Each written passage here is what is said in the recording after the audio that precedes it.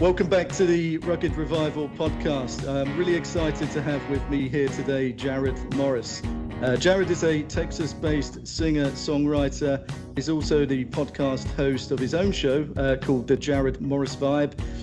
Jarrod's career has taken him from being a horse farrier to the spotlight of the Texas country music scene. So we're going to take a real good opportunity now to get to know all about Jarrod's background and what he's currently up to. So thanks for joining the podcast, Jarrod. How are you doing, mate? Hell yeah, I'm good, dude. Yeah. It's midnight here though right now, so pretty late. Yeah. No, it's not. It's about 2:30 for you. Yeah, I don't know. How many of these do you do with is most of this that you do with like international people, or is a lot of people from like the UK? We've had one from the UK, but mostly it's from international, so it's normally Central Time. So I've got really a good grip of Central Time in a minute. So I know if I plan it 8:30, it's 2:30 for you guys. I don't know if it's too early for you lot to get on the beer, but for me, it's Friday night. It's all good. Yeah. I can crack on, mate. Totally. Yeah, that's what it's all about, dude. Exactly, mate. But how's your week been so far? You've been busy? Yeah, I just got back from Nashville at like I guess 5 a.m. this morning or something, and then I had other stuff I had to do today, so I'm running on like an hour or two of sleep. I was in Nashville for 3 days writing and stuff, and I'm working on a couple records for some other artists, writing on some other artist records, and I've been trying to go out there more. I've sort of been a lone wolf throughout my whole career, just out here in Texas, and I haven't made like a ton of industry connections or anything like that. I've just kind of been on an island doing it on my own. So I've been going out to Nashville probably like once a month for like the last year or so, because I love the songwriting part of stuff, and I love producing, and I like making records. So I'm trying to, write with a bunch of people and explore that part of my, that part of the Your business. repertoire. Yeah, absolutely. I mean, I spoke to, plenty of people like Jarrod, Adam Hood and other artists. And they said a lot of people can exclusively tour Texas and make a good go of it and not actually have to leave the state. So is that something you're actively trying to do by going to Nashville and places like that? Yeah, it's, the way with the internet right now, I mean, it's such a huge blessing. My career wouldn't exist pre-internet, just because I would have to be in Nashville. I would have to be in the machine. Before the internet, you either had to, you pretty much had to sign a major label deal, because they were the ones that held all the connections and all the strings, whether it was from like distribution or getting on radio or anything. And the internet's pretty well blown the door wide open with that, because that's the only reason that you can get a freaking Horseshoer from Texas to be able to like have some success and play the music that he wants to play. 20 years ago, I would have to move to Nashville and probably be a writer for 10 years. And then, The 10-year town, they call it. what? The 10-year town, some people have referred to Nashville as. Yeah. Yeah. And it's a 10-year career that still exists, but you don't have to do it in Nashville. But then it does feel like there's a point you get to that there's a little bit of a ceiling in some ways, that just with a lot of the major booking agents and managers and all that, most of them for the most part are in Nashville. So to get certain opportunities, there's a certain level of like networking that you have to do that I just haven't done. I've just kind of been on my own. So I'm been trying to meet more people and mingle, I guess. Does that come naturally for you? Yeah, I mean, I like hanging and stuff, and it was mainly out of necessity that I was such a lone wolf in music. I just didn't have a lot of people around that were doing it and trying to do it, so I'd had to do it all on my own. But the whole reason I got into music initially was from like a collaborative standpoint. I loved sitting around with my buddies and playing the guitar and writing songs. That was always so fun. So that's actually been cool, is to explore that more now and collaborate with different people and write with people, but have some ground to stand on. It's not like I'm coming, with nothing to show for. Like I'm coming to some of these, these opportunities with some of my own stuff already going on, which is kind of fun. I'm glad I did it that way, rather than the other way around. If I just showed up and it was super green and I didn't have anything going on, and that you kind of feel like you're begging almost a little bit at that point. And like, at least I'm at a point now where I don't, if there's somebody I really just don't like, I'm like, all right, well, I don't need you. Like, I'm not going to waste my time with somebody I don't enjoy spending time around. Yeah. So that's a good feeling. Like, does that make sense? Like, sometimes, if you really need somebody, you'll probably put up with a little bit more BS than you probably want to. I think we all do in our careers, but life's too short, I find. And the older I'm getting, I've got less time for that kind of bullshit. And you want to spend your time with the people that you want to be around, people that inspire you, people that you get on with, and it makes things fun, doesn't it? Yeah, it makes things a lot easier. It's hard to find, but especially in show business, because there's a lot of folks that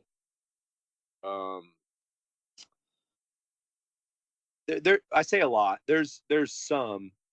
The overwhelming majority are really cool, great people. They're in it for the right reasons, and then there is that subset of people that are only in it to feed, like, they're only in it to feed like this ego and attention, and they probably have some pretty severe narcissistic tendencies. And yeah, I mean, like, if you're in an industry like show business, yeah, like those types of people are obviously going to gravitate towards that. But like the overwhelming majority of people aren't like that. They're interested in doing something cool and doing something unique, and the artistry actually behind it, putting in the work. So you just you're going to meet some people that you're like, yeah, that's not really my vibe. Honestly, most people are pretty freaking cool, because like, to have any level of success, sure, there's some that just get like exceptionally lucky and they didn't have to work hard at all. But like 99% of the people that have any sort of success, really in any industry, they had to grind, So it's pretty tough to like get to the top of anything. Like, it's a little Amber Alert, I guess. It's really hard to get to the top of any industry and get there by like treating people like crap and being a douchebag. It's like, it probably doesn't happen. It's rare that you end up being successful. It's got to be a different world now, and it's interesting the people I speak to now with with social media now, and what we said in a minute is like, it's not just being an artist and being a singer songwriter or whatever. It's kind of be the social media star at the same time, and I suppose that can have its benefits, that can have its drawbacks with certain individuals. And I'm seeing a lot of people on Instagram particularly where they've got a huge following and perhaps like one or two songs out, and then I'm looking at other artists who've got, they can have a greatest hits, and not so much in that respect of a following. And I'm like, how is this working now? How is this working for you in terms of the social media aspect of it? Yeah, it's well, it's a double-edged sword, because the only reason I can make a living making the music that I want to make is because of social media and like the internet. I was able to, just like, even like the quality of pictures you can just take on an iPhone nowadays, and the video you can do. Like, I've done everything off my phone. It was just last year I bought some nice cameras. So, my entire existence in the industry is because of a freaking phone, and being able to post photos and videos the way I want to do them, and then it resonates with people, and put out music, that goes with that. It used to be, there was a video production team. It would cost a freaking $1 million to go do a music video, and then hopefully some promoter guy can get it on MTV, and then hopefully it's in a good spot on MTV, and then people will hear your music, and then they'll go buy your record, and then they'll come to shows. Like, the model, like, why people like you and why they go out to shows is no different.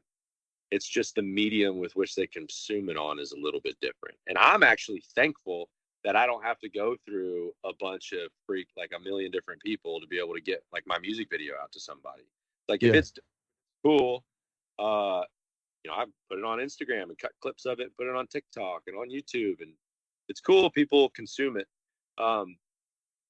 I have a little sneaky suspicion that some artists sort of, it's like they kind of want the old model where there was more gatekeepers, which is interesting to me, because there was always, it was almost like the gatekeeper was always this kind of faceless, nameless excuse for why you weren't doing well. You know, like it was like, well, I just haven't had the right opportunities. Well, if the right people hear me, then I'll, and that was kind of true. Like, because there was so much barriers to entry.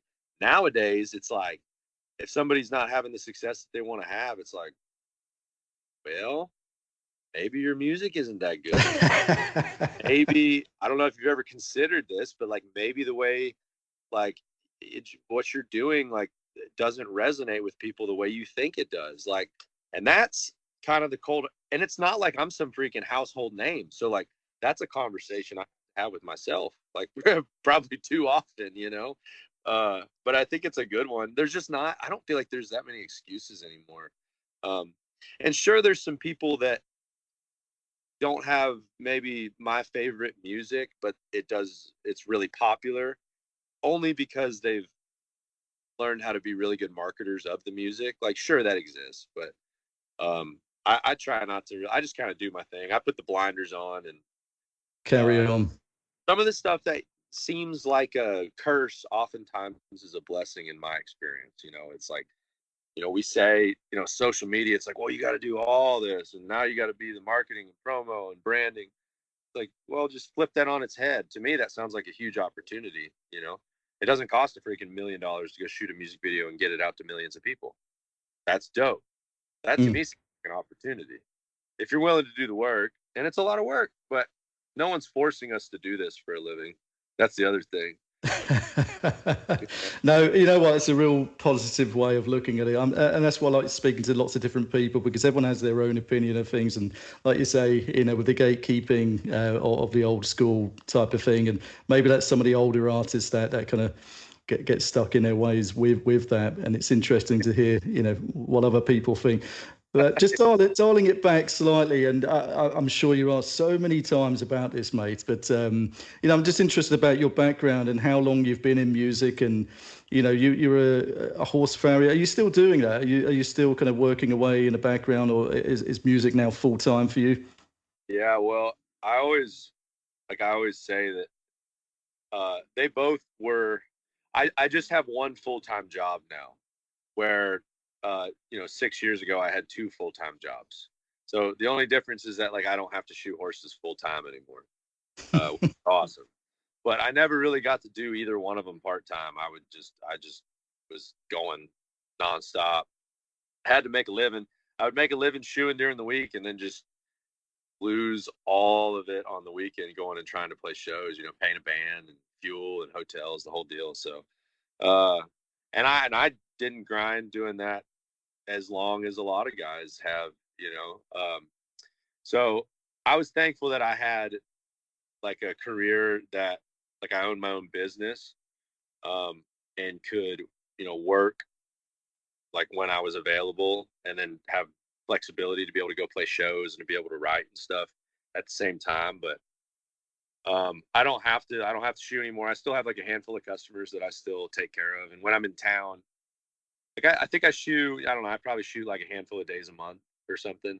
And because I still like to take care of them, and I still like to do it. There's, especially like the type of music that I like to write. I definitely identify more with the, like, I say, like, folk country songwriting, because it, traditionally comes from more of the common man, the blue collar, the working man type of background. And that to me, the relatability of that, it just, we're all, most people aren't super wealthy, and most of us are just, we're trying to get by. We're trying to treat people right. We're opening the door for somebody when we go into the convenience store. We're sticking up for somebody if they get picked on. Like, we're doing real world stuff. We don't make a ton of money. And I think writing in this genre, if you don't have something that kind of grounds you into that world, like, what are you going to write? That's why I think, like, sometimes guys get like really popular and have some success, and then the songs start to just get like, and it's just I mean, I say unrelatable, but yeah, they're not they're not living the life of the people that they're It's like not actually authentic. Yeah. supposed to be writing the songs for. And so I think I'll probably always do it. I have some pretty significant back problems and stuff though from it, so I can't do it quite like I used to, But I don't know if I'll ever quit. It's become such a part of me. Well, then my wife trains horses, so I'll always, shoot her horses. That's like a non-negotiable. I was going to say you've got no choice in the matter, most likely. So, talk to us. How did you get into music in the first place, then, Jarrod? What was kind of your influences growing up around Texas, and what were the early days looking like for you? Pretty eclectic. Geographically where I was at. You could walk into any convenience store or gas station, and they're playing. It was all a lot of traditional classic country stuff. That was just sort of the background of your life, just because of geographically where we grew up. So the Texas country thing was in that. But when I actually got into guitar, I kind of went more of like the snob route on it, and I'm not like a super good guitar player, but like the way I learned guitar was way more in like a bluesy, like a bluesy, jazzy, pop guitar kind of thing. And so anything that wasn't maybe kind of technically hard or difficult to play, I would just be, I'm like 15 or whatever. And I'm like, oh, because you just you don't have enough. I wasn't as much into the songwriting thing. I was super, super into melody, and this might sound weird, but like the way lyrics sounded, rather than more so than like what they were saying. It was more like the way they sounded. I get that. Yeah. Like the phonetics of lyrics has a lot to do with how like the melody sounds, and just like how pleasant it sounds. And so I was always interested, and like I still write songs that way a lot, where like I just kind of mumble through melodies, and then like words start to take shape, but then you start to find words that fit like the way that those like vowels and consonants were sitting, so to where like rather than just having a bunch of lyrics and trying to like jam them into a melody, and then it starts to just seem like kind of like it just doesn't flow that well, it kind of sounds uncomfortable. Sure, you're saying, so it's a balance, like you want to say what you want to say while it's sounding nice, anyways. No, I get that. I mean, I've listened to a lot of your music, like I said, over the last week or two, and it's just been stuck in my head, and that is down to the melodies. I've been singing it around the house, and the tracks, man. It's so I can totally see and understand what you're saying, and that's kind of my background. That's the melody type of thing. Yeah, I mean, I didn't grow up with country when I was younger. It was more, in the UK, it was like house music and things like that. So it was all about melody. There was very rarely singing in those tracks. So it was all about it. And when you did have singing, it fit perfectly because the melody was kind of first and foremost. So yeah, I really get what you're saying there. And it's interesting what you're saying with the kind of influences that you had with the music side of things, and I can hear that in your song. What was that one I was listening to the other day? It had a saxophone kind of solo in it. It really threw me off. I was like, this is the, you've got some real country bangers in there, and then that kind of flowed. I was like, wow, this is completely different to what I was expecting, man. So hats off for that. It's probably not a super genius move. And it's been a, it probably hasn't helped me. People like to, people like for stuff to be clean cut and kind of defined. Some people, I just didn't grow up listening to music that way. So I am like who I am. Like there's certain parameters that I live in that like I'm not going to change. But in terms of like the music I listen to, it's pretty all over the place. So, it's like, it's not like I'm going to start rapping or something, That's the in thing now, though. It always be like very guitar driven, and like I have certain tendencies and certain things I like. So, it's not like it's totally schizophrenic where it's like, oh my gosh, this is a hip hop track or something. Uh, but yeah, I like to explore like different sounds, and if the song just sounds like it's going a certain way, I'm like, bro, let's put a Go with sax. it. Like I don't. Sounds I loved cool. it. I just really wasn't expecting it. That's it. If you ever wonder why, wasn't it? Because I listened to the YouTube acoustic version, and that was awesome as well. It's like I love the stripped back, the sounds, and you kind of get a real feel for the tracks themselves. But listening to it on Spotify, and it's like it's got a real '80s vibe to it. Yeah, and you mark my words. Mark my words. Well, so I have a theory that country music, the genre, lags pop music by like, I don't know, 5 to 10 years in terms of the sounds that they use. Like for instance, Lumineers, Mumford and Sons, all that type of stuff, of Monsters and Men, like all that folk pop type deal was huge early 2010s, right, in pop music. Um, and then you get 5 to 10 years later, you get Zach Bryan and all these kind of folk pop guys that are more in the country format. And then pop went through its 80s phase, right? Like the nostalgic 80s phase. That was like 16, 17, or probably later than that. You had like John Mayer put out a super 80s record. That was like a yacht rock record. And then The Weeknd had more of like the futuristic 80s sounds. And, everybody had sort of those vibes, but it hasn't hit country yet. And I noticed like Morgan Wallen on his last record had a song. It was the title track, but it sounds like a freaking 1975 groove. And like, well, the 1975, they're from the UK, aren't they? They are, yeah, yeah. I'm a huge 1975 fan, but yeah. So his last record, I'm like, this could be a freaking 1975 song. Um, and so I have you just wait. It'll be like they'll have those real poppy strats starting to come out, and like those super chorusy guitars, which will be cool. And that's also where like on the creative side of making music, um, the curtain kind of gets pulled back a little bit.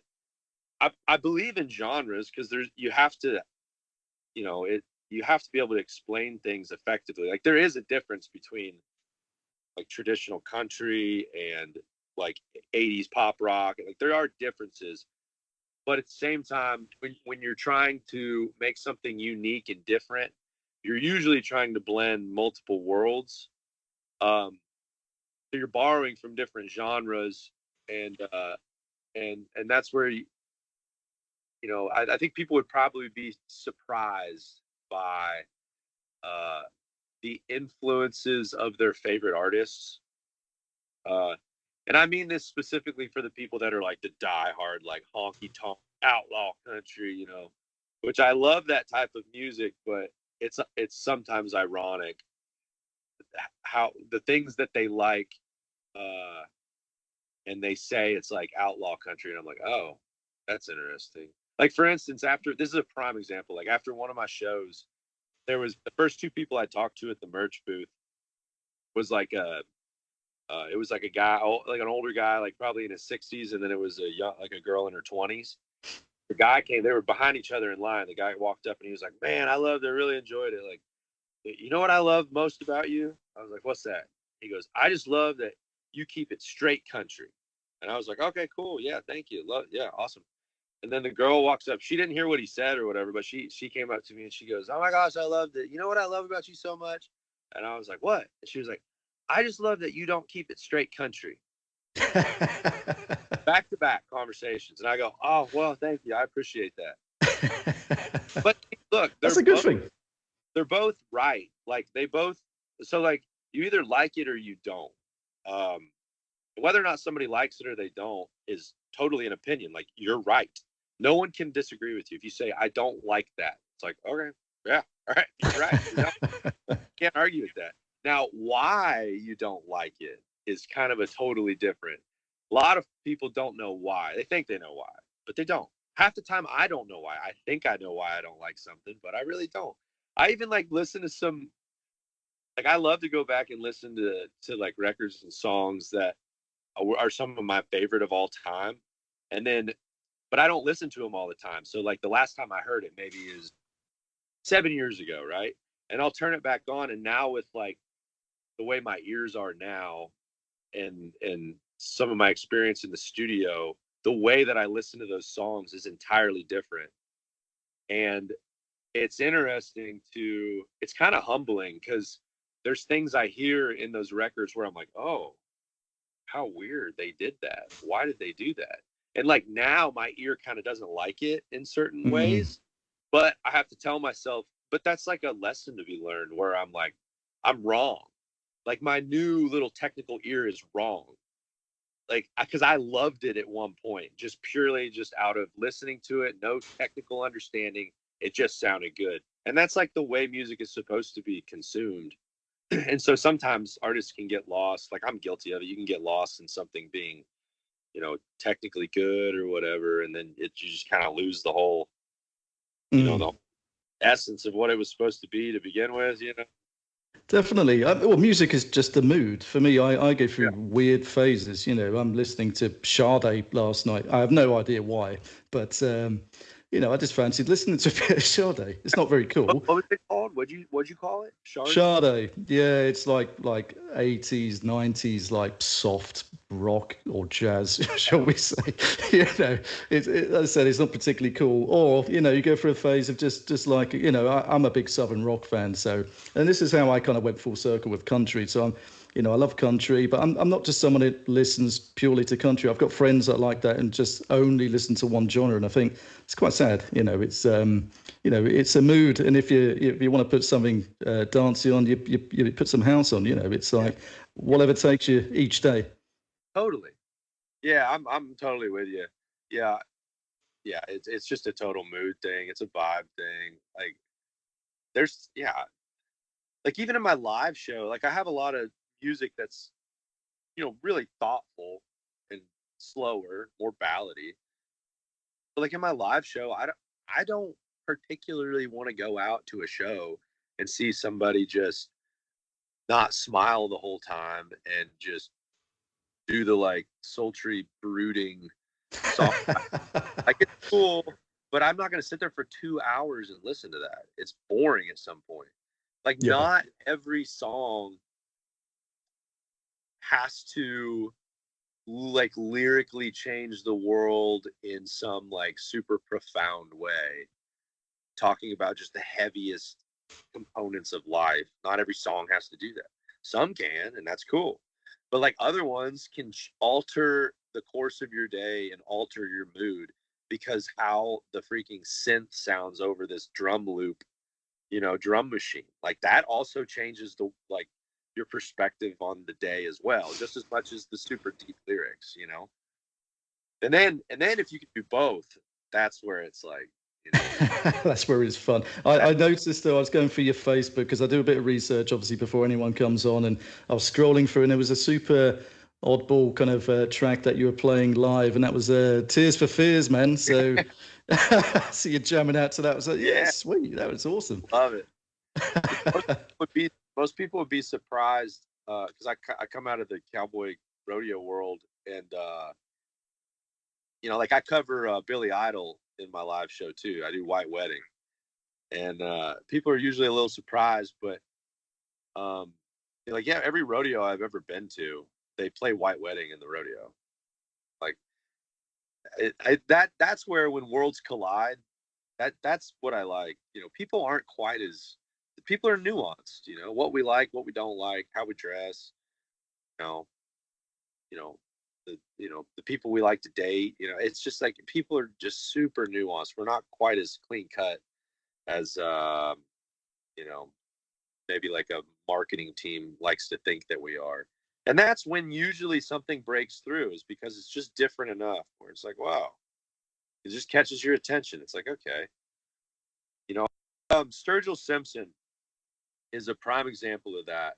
Um, I guess his record that did really well, I think it probably came out in like 2012 or something. And that was when, other than in Texas, there was just nobody on a national stage really doing like a honky tonk country thing, um, where it sonically sounded the way that he sounded. Like he had a very kind of rootsy um, style to his recordings, and he would get up there and just have like a ball cap and New Balance, like he looked like a middle school soccer coach, and he's up there doing like super country stuff, and he sounds like Waylon singing. And there's a part of me watching it that if he got up there and he had like a whatever, like a what are those called, like a nudie suit on, and he had his little cowboy hat, and he was doing the whole like stick, like it wouldn't have been as cool.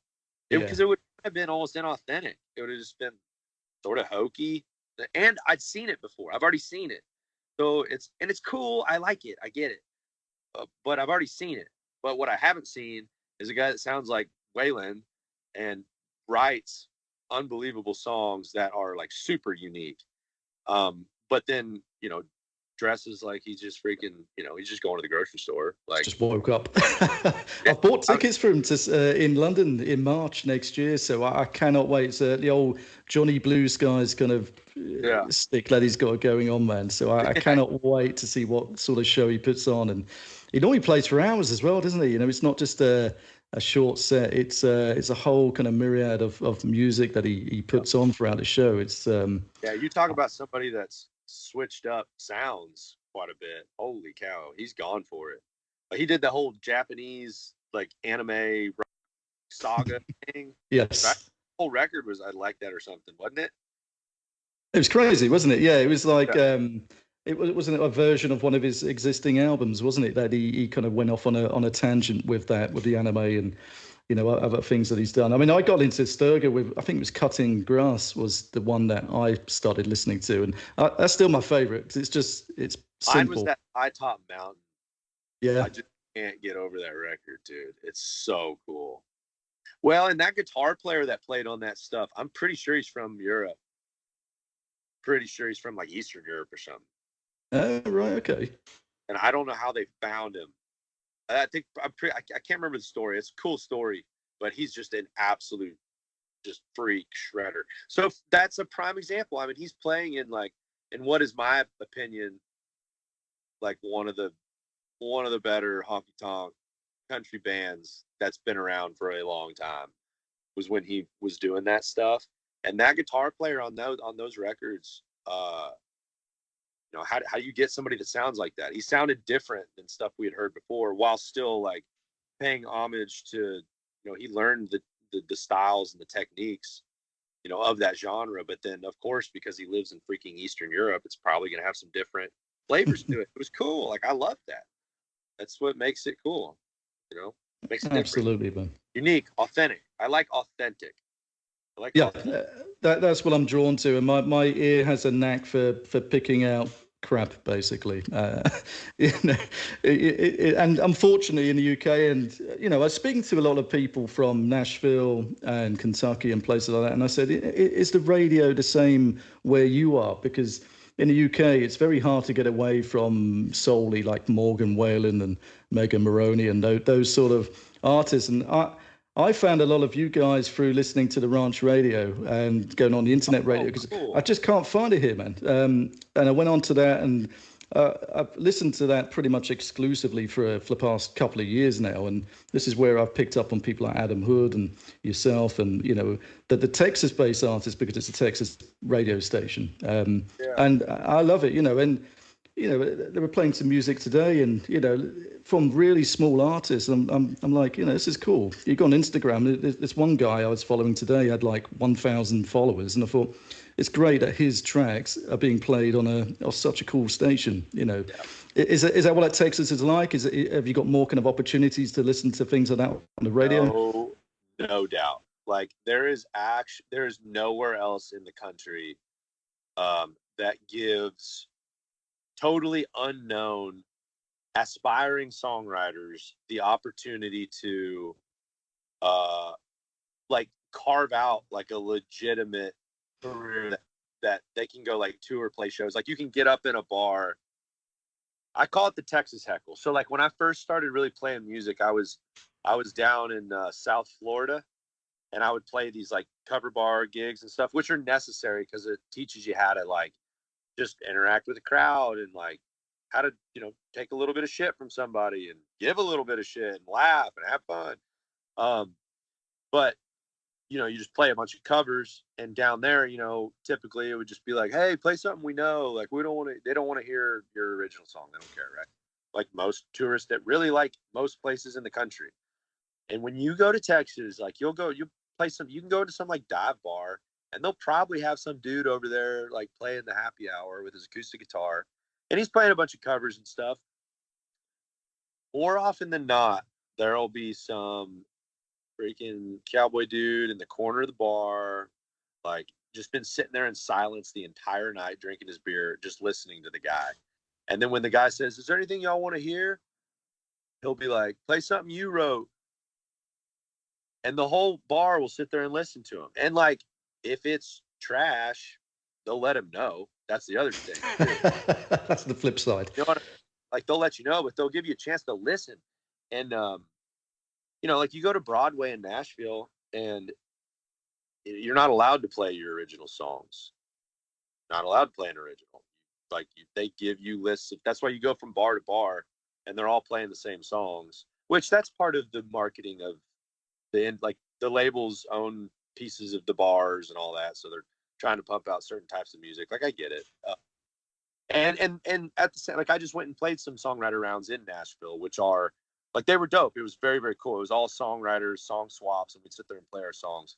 So there's pockets of it in different parts of the country, but there's like an infrastructure in Texas where like there's venues that will let you sell tickets, come in, bring your band, play all original music, and the fans are also like prepared for it. I've noticed it more now in Fort Worth, where Texas has gotten more popular, and now all the bridal parties are having their deals like in Fort Worth in the stockyards. I started noticing it didn't used to happen at all, and they all have their little pink cowboy hats on and stuff. And we were playing a show down there like the end of last year, and we were just sound checking. We were getting ready for the show that night, and it was going to be like a big show, and it's ticketed event and stuff. But they had like came in there, like they didn't know anything, so they were just in there getting a drink or whatever. And they came up while we were there. They were like, "Hey, do you take requests?" And I was like, "Oh no, we're just sound checking right now, And they were like, "Oh, what are you doing then?" And they just kept coming up. They're like, "What are you doing?" And I was like, we're sound checking. This is a sound check for a full band. This is a ticketed event after a certain time. You're just in here while the bar is just doing their thing. And they just could not. Well, who are you? And I would tell them, and they're like, well, I've never heard of you. And I'm like, well, I've never heard of you, but this is what I do for a living. And there are some people that have heard of me. So it was just like, she just couldn't comprehend. And it's not her fault. But that just goes to show you, like, the culture is a little bit different in terms of like musically, and that's also a double-edged sword too, because just because you live in Texas and play a guitar and write a song doesn't mean you're a good songwriter. Like, got it. That's also a thing too, because like you go out to Nashville to some of these songwriting sessions, you get humbled pretty quick because they're doing it freaking 5 days, 6 days a week, 10 hours a day, and they are good at it. And they'll humble you, So, anyways, that's my freaking diatribe. No. I mean, that was going to be one of my questions. How are the scenes different? With the Texas scene, you've been going up to Nashville recently. I've been talking to guys over in Kentucky and West Virginia. Yeah. I love all the music, and it's just interesting to me how each scene kind of differs. And is there a bit of a rivalry between the Texas scene and the Nashville scene? And I'm getting some hints of that. Is that the case, or is that not the case? Yeah, there used to be. It used to be like, it was like they like didn't get along, like for real. It used to be like a legit rivalry. Now it's just kind of people acknowledge it's a little different, but most of, I guess the dirty little secret is like most of the popular music coming out of Texas, those artists cut those records in Nashville. Like, they're not cutting those records in Texas. Like, they're using Nashville musicians, a lot of Nashville songwriters. So, which is fine. So there's a little bit of a rivalry. I will say, it's changed a little bit now because the cowboy thing is popular. But every time I've been to Nashville, every single time, I almost get into a fight at least once or twice.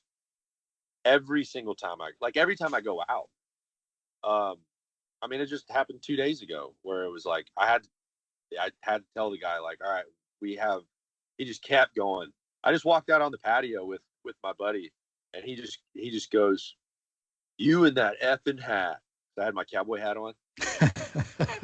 And I looked at him, I was like, "Excuse me?" And he just kept going on. And I was trying to be nice to him, and he just couldn't take it. It just bugged him, And so finally I was like, "Look, I was like, we have two options. Like, I'm not going to do this in between thing. Like, we can either be cool and just be friends. I'm totally okay with it. Or we can go scrap in the street, but we're not going to do this little in between." Then he was like, got all weird or whatever. But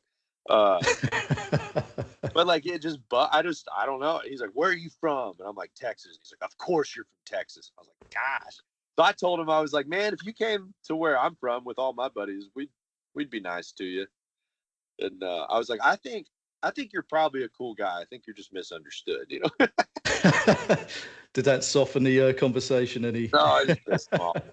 That was kind of the point, anyways. But yeah, there's like a, because it goes both ways. There's some Texas dudes that have, kind of think their shit don't stink, and they, don't appreciate what Nashville does and has done, and then that goes the other way as well. Which a lot of that, I just call a spade a spade. Like, if you're a cool person, you're a cool person. And, if you're not, you're not. I know a lot of douchebags from Texas, and I know a lot of douchebags from other parts of the country. I will say, culturally, I just like Texas. I like the culture there.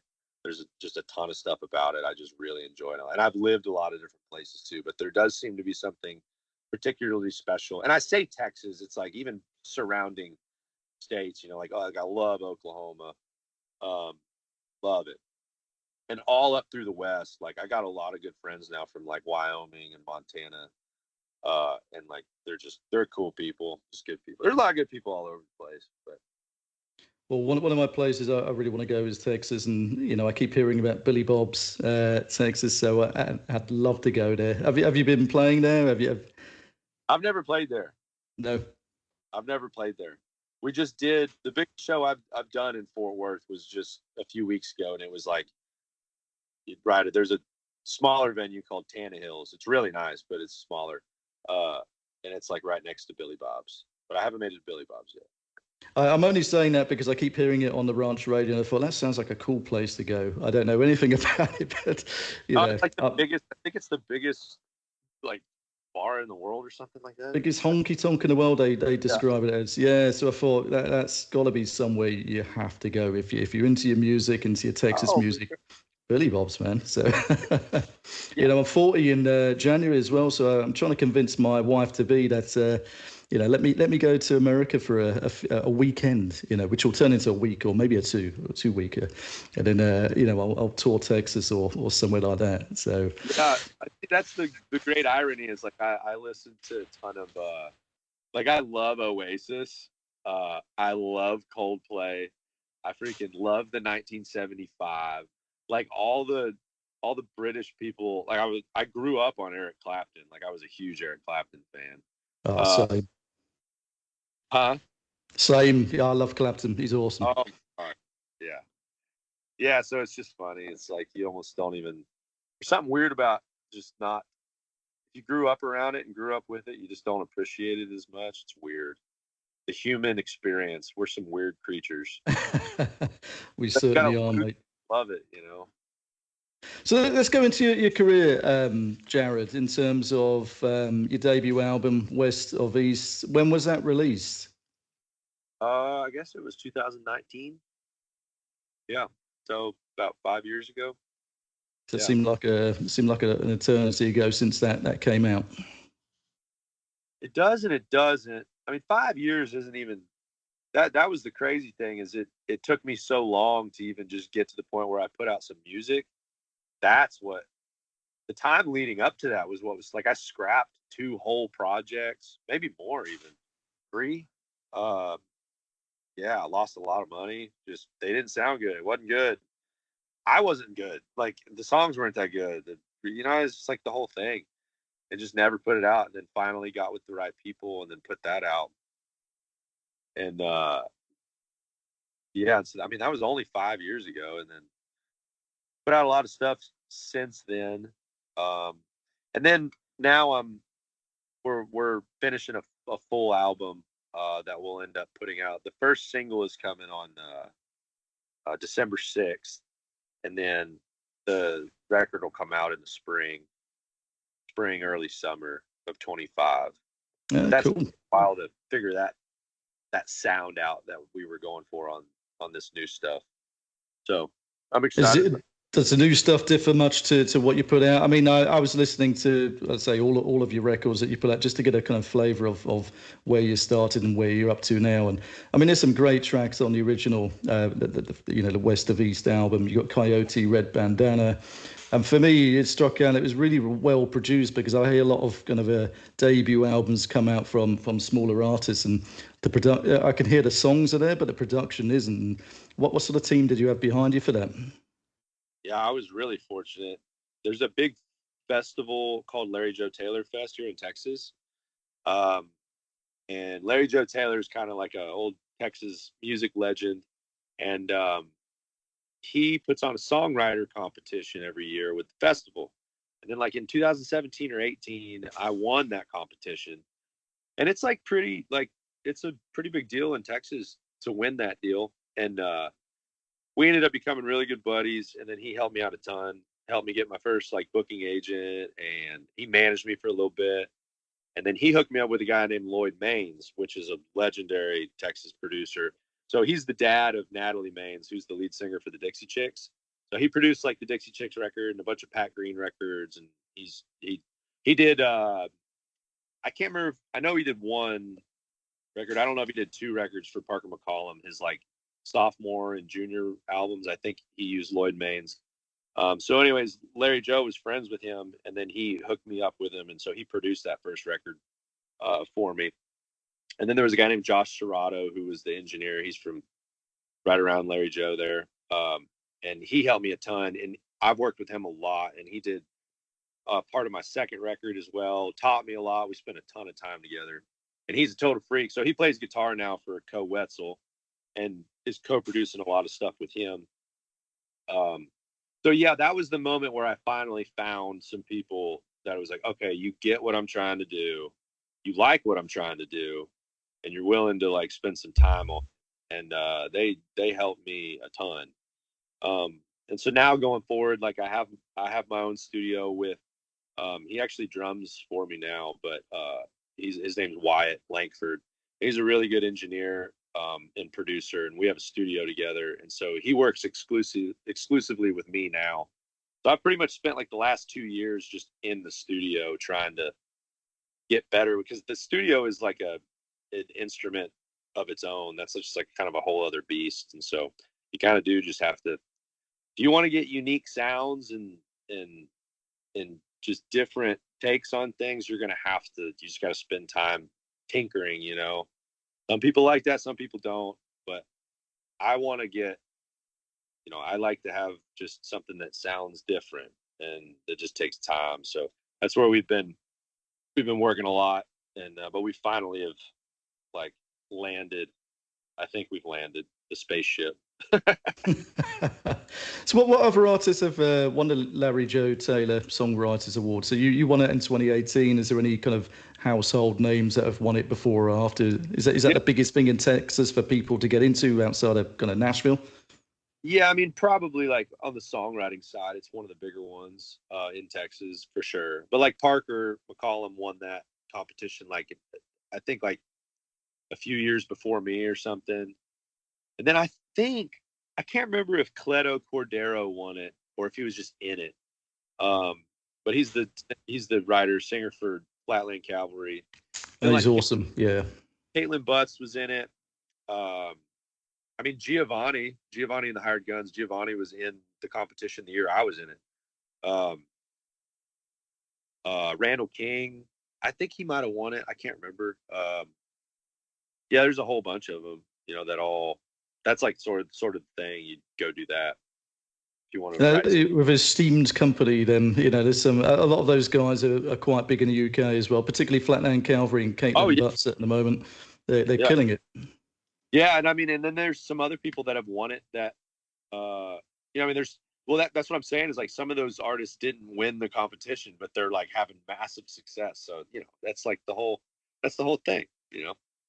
It's weird. It's all opinion. It's all subjective. That's the beauty of it. But then that's also can be frustrating because we like to think it's more objective. That guy sucks. Like, why is he?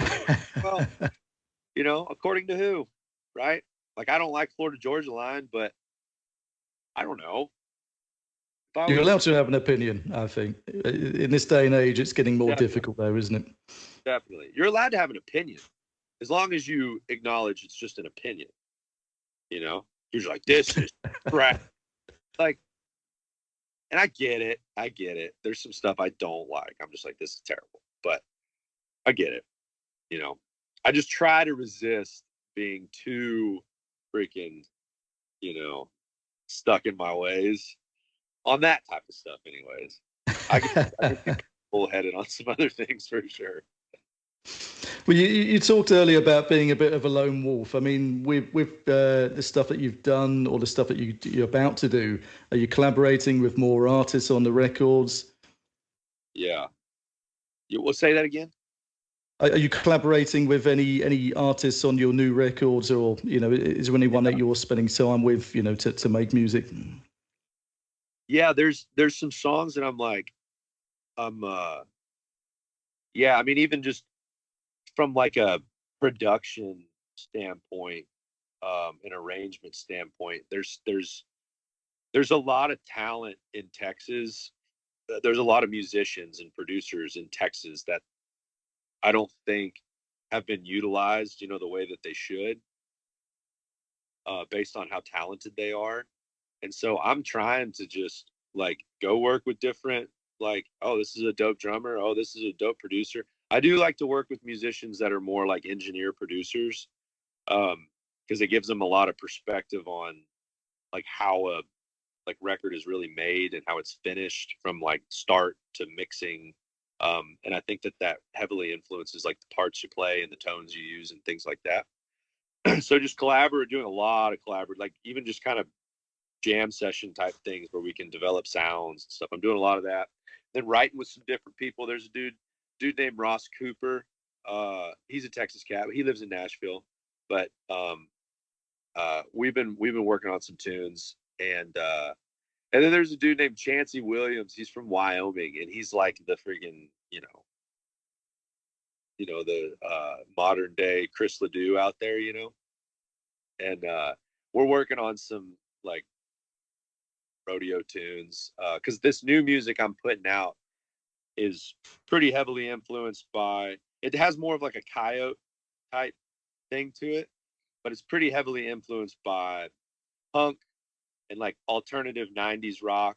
Has more of a grunge thing, um, but like a more of like a rootsy classic rock and roll, but still all under like a kind of a cowboy aesthetic. So it's like got like a rodeo rock, cowpunk.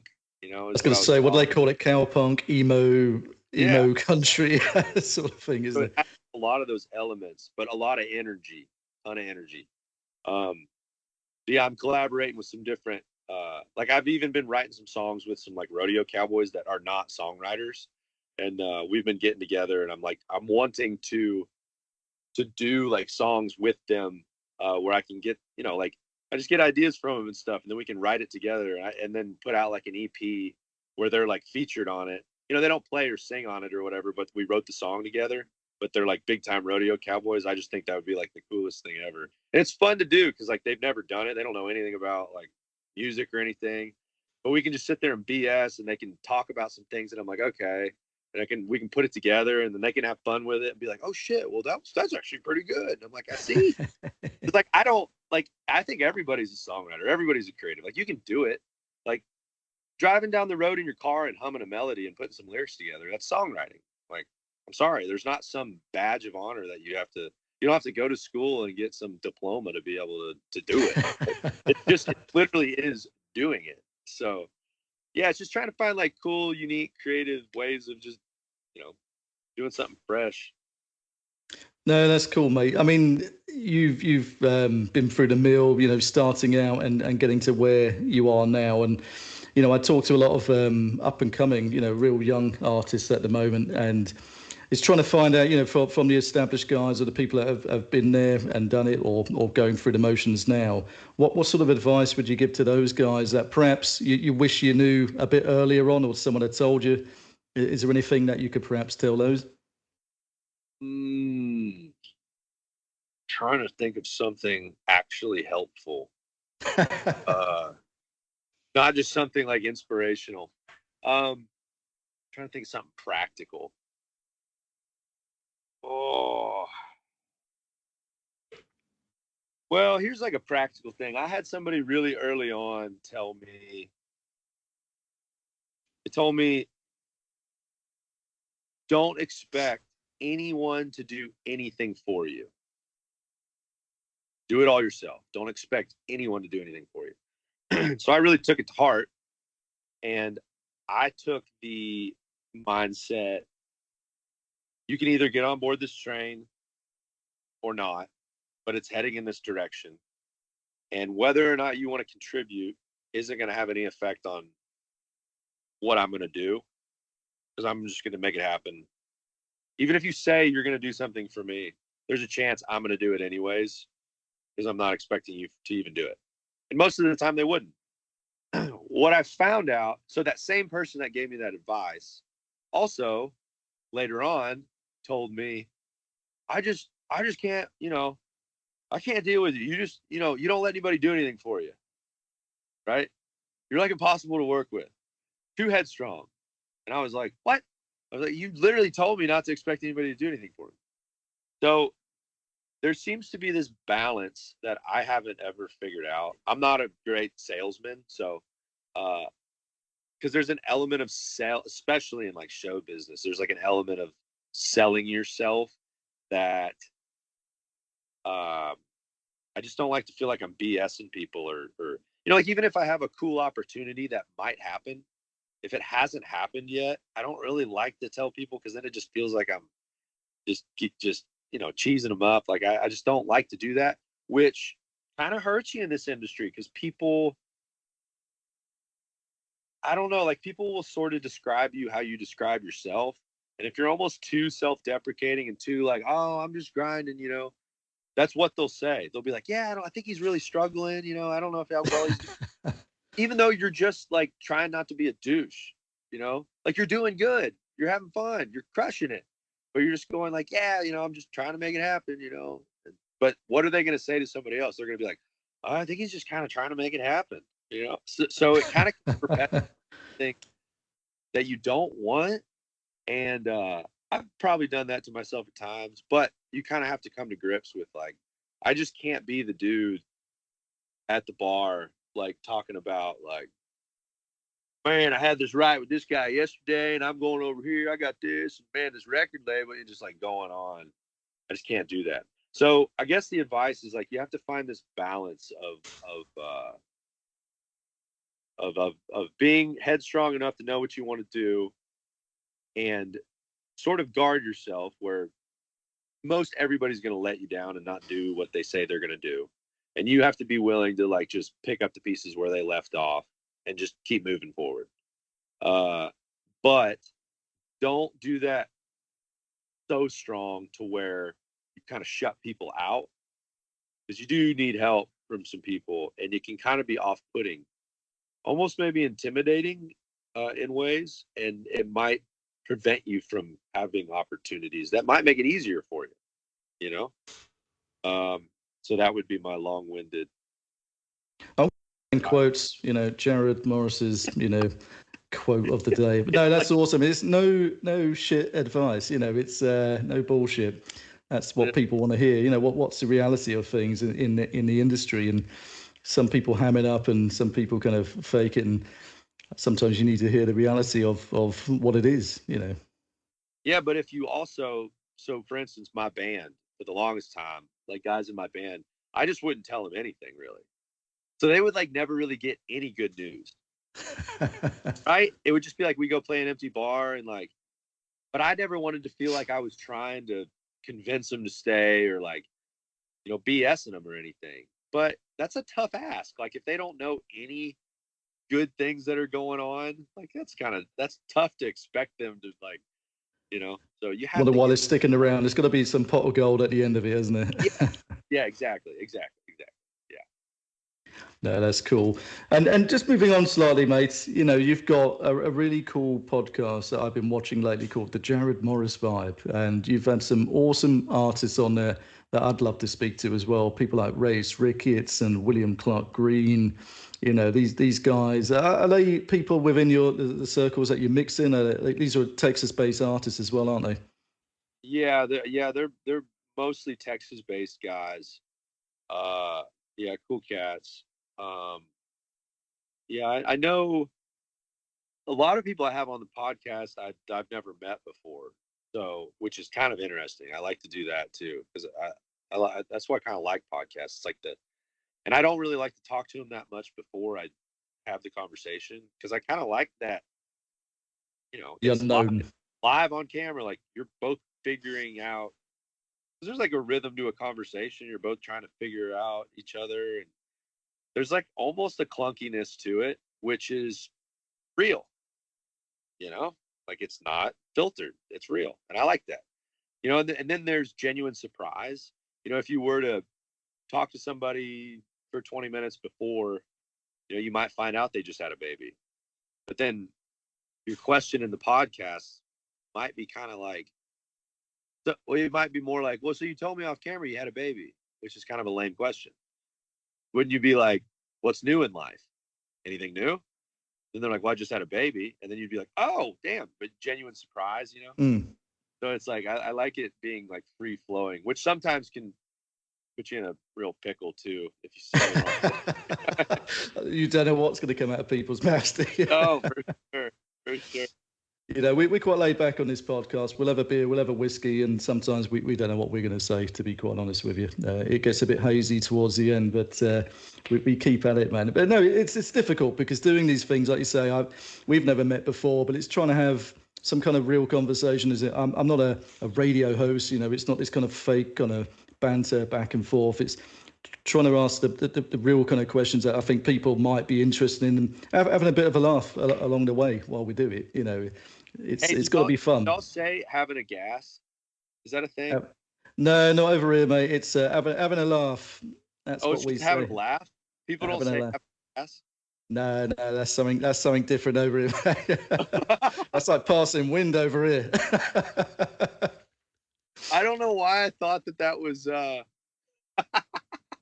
having a gas. Yeah, that's something that my missus moans at me constantly for. Yeah. Is that how you say it? Having a having a laugh, you mean? Sorry. No, I know, but if you were to fart, like how would they say it?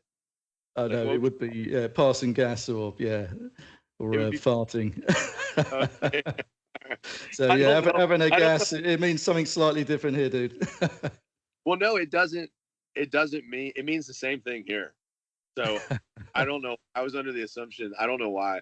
I feel like in my head somewhere I thought I had heard somebody in the UK say having a gas. Maybe I thought they meant laugh, but they actually were just talking about farting. That is a high probability. Yeah, we got lowbrow humor here, mate. That's pretty much. But it's it's interesting talking to you guys because there's a lot of dialect, differences. Yeah. But so the podcast is going really well. I mean, how many episodes have you done now? Have you got any kind of episodes lined up? Yeah, I think we've done 20, maybe 19. I think we've done 19. And there's a couple more. There's a comedian that we just did.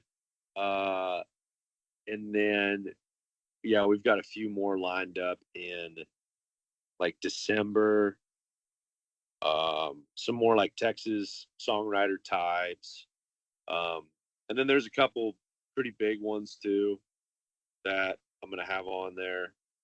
It's tough. I do it in person. So it's like, that was kind of my thing with the podcast. It's like, there's some guests that I've been able to get, but I didn't want to do it on the video screen. Yeah. I wanted to do it in person.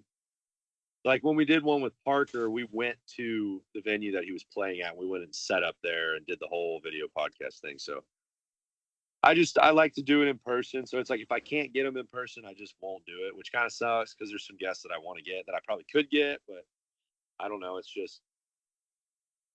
No, I totally get that. I'd love to meet more people in person, but obviously being in the UK, we don't have as much opportunity. But next year, in fact, I'm planning, because we got people like Corby T.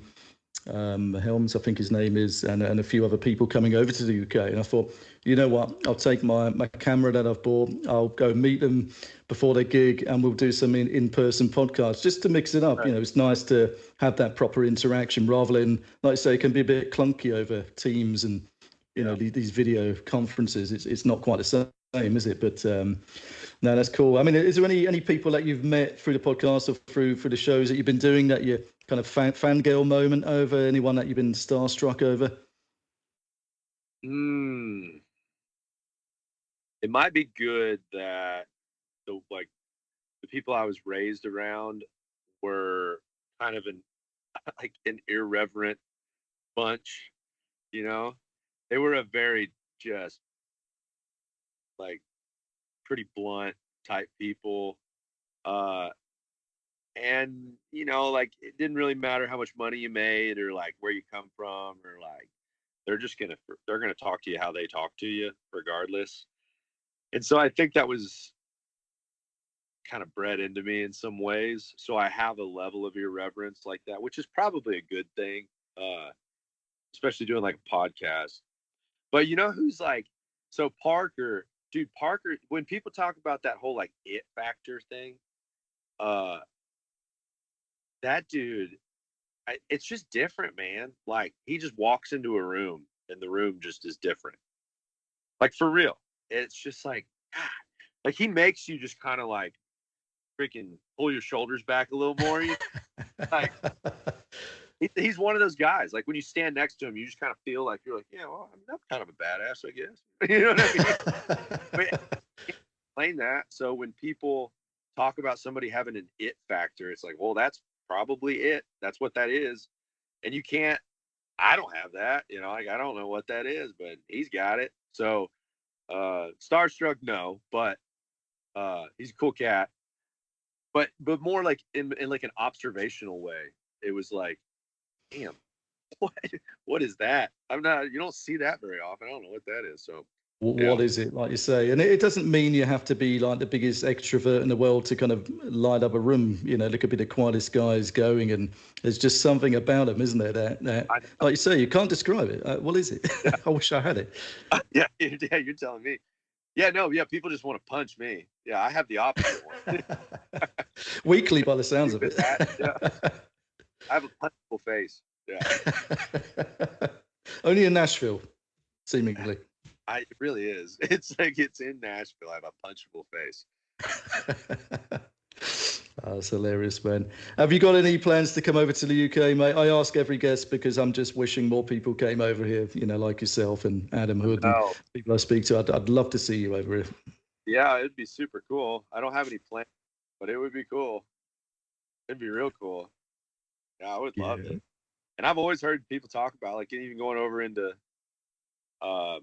like mainland Europe and then over into the UK. Like, everybody I ever talk to that goes out there and plays, like, they always have the best time. And the crowds and stuff, they say, are just like so cool and respectful, and they're so into it. It would be really cool. It'd be real cool. We got some people coming over next year, I believe, like LV Shane and Carl Daniel, and it's interesting. I'm starting to see more of it happening. Not enough for my liking, because we're still getting, you know, the big arenas where you're country to country, Chris Stapletons, and, you know, people like even you know, the tickets I've got for Sturgill Simpson. It's not a huge arena. It's quite a smallish place in London. So he's not selling out the massive arenas yet. So it's just interesting, and speaking to my co-host, and we have these grand ideas as we always do. We're going to set up the Grand Old Revival, something like that, where we're going to have our own festival. Because speaking to my friends in the industry and other artists, it's like, if nobody else is doing it, why don't you do it? And I think, well, yeah, why don't I do it? Mainly because I have no bloody experience and I have no clue what I'm doing. That's why I haven't done it. But that is a good reason. That's a good reason. I can learn. I've learned how to do podcasts and things so far. So why not? Why not a festival when we bring Jarrod Morris over and other people that we enjoy? So that is something we'd love to do anyway. Anyway, I'm waffling on about stuff that will probably never happen, man. You got a dream. You do it. Let me know, man. Awesome, man. Look, I appreciate your time. I know you probably had a really busy day, busy week, and you just want to get back to chilling out, mate. So look, I really thank you for coming on the podcast, Jarrod. Where can people find you? What are you up to, mate? I mean, it's all just social media, website, farmersonly.com. Is that like an OnlyFans? Only farmers, yeah. Only farmers. I've not heard of that one. But no, cool. Putting out music all the time, so. Yeah, definitely. I probably put something out, Awesome. Look, thank you again, mate. And to the grit, the grind, and the revival, Jarrod, it's been a pleasure, mate. Take care. Cheers, amigo.